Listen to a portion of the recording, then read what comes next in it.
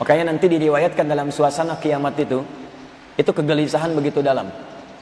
Bahkan di Quran itu digambarkan sudah nggak saling kenal. Yauma yafirrul mar'u min akhi. Setiap orang itu sudah meninggalkan saudaranya. Antum sekarang mengatakan akhi, besok nggak kenal ketika kiamat. Lari masing-masing pun. Akhi, nggak kenal saya ya, nggak sempat jawab. Akhi ilaina ila liqa. Masya Allah. Mau kemana? Sibuk dia.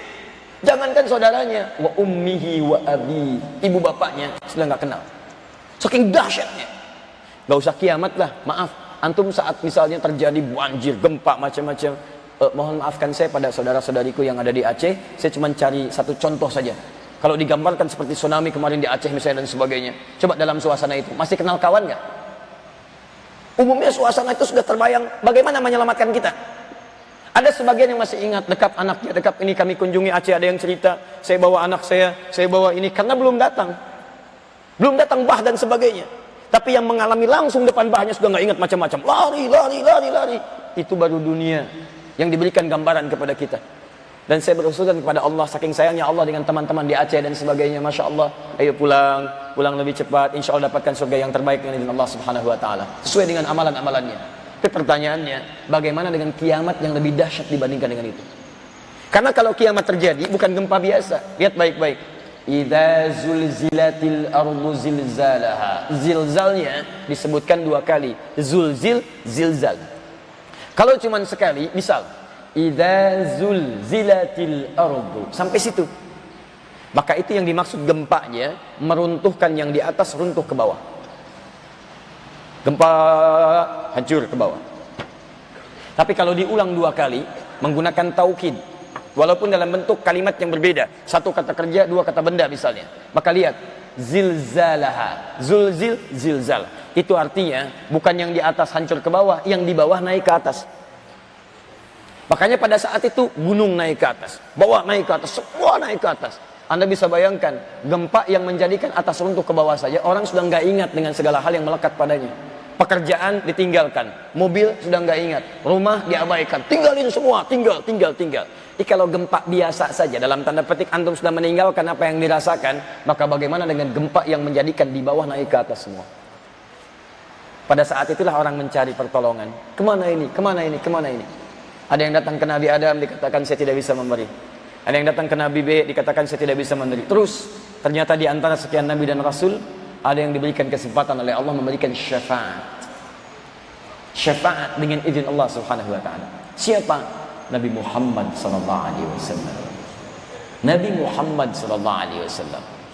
Karena itulah beliau mengatakan as'adun nasi bi syafaati yaumil qiyamah. Orang paling beruntung mendapatkan syafaatku. Ya, ini dalil jelas. Nabi bisa memberikan syafaat dengan izin Allah Subhanahu Wa Taala. Yaumal qiyamati, pada hari kiamat. Nah, ini rumusnya. Kalau kita ingin mendapatinya, bagaimana mengerjakannya? Man qala la ilaha illallah, adalah siapa yang pernah mengatakan dalam hidupnya la ilaha illallah. Tapi bukan sampai sini saja. Teruskan. Awas, teruskan. Khalisan. Dia katakan dengan ikhlas. Ikhlas min qalbihi aw nafsihi, langsung mengalir dari hatinya. Khalisan min qalbihi aw nafsihi. Teman-teman, ini kalimat kelihatannya gampang didengar, tapi tidak mudah mempraktekannya. Perhatikan baik-baik. Setiap kalimat yang diucapkan dan kalimat itu mengandung nilai ibadah, maka disebut ikhlas. Disebut kalimat itu ikhlas bila kalimat yang diucapkan itu akan nampak dalam pembuktian. Di gambaran orang yang dapat syafaat itu bukan cuma bisa mengucapkan kalimat la ilaha illallah, tidak, tapi dia membuktikan la ilaha illallahnya lewat perangkat amal soleh dalam kehidupannya. Jadi bukan sekedar syahadat, asyhadu an la ilaha illallah, asyhadu anna Muhammad Rasulullah, Islam sah, tuliskan di KTP, agama Islam, sholat tidak, Masya Allah, KTP-nya masuk surga, andanya tidak.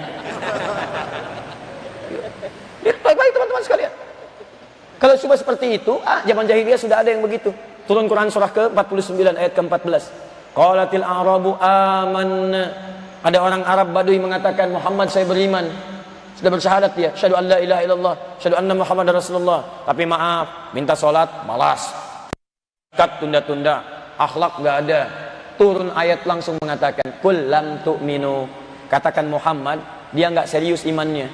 Kalimatnya cuma di lisan, nggak nyampe ke hati. Walakin qulu aslamna.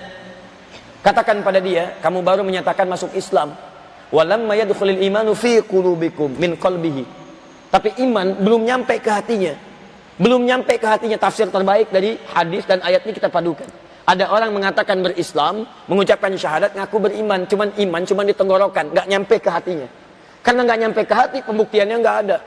Makanya di Quran disebutkan, Quran surah 3 ayat 31, paling kiri sebelah atas.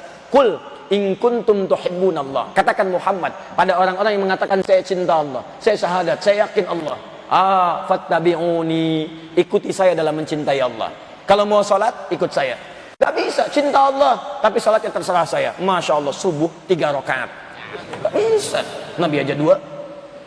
Nah, jadi kita kembalikan kepada konsep yang awal tadi. Antum ingin dapatkan syafaat, pertama syaratnya syahadat.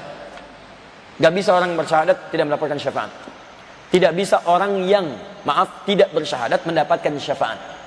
Karena itu, orang-orang yang didoakan kemudian, walaupun dalam keadaan dia sudah meninggal dunia, tapi tidak bersyahadat, maka faedah doa itu tidak akan banyak berfaedah pada dirinya.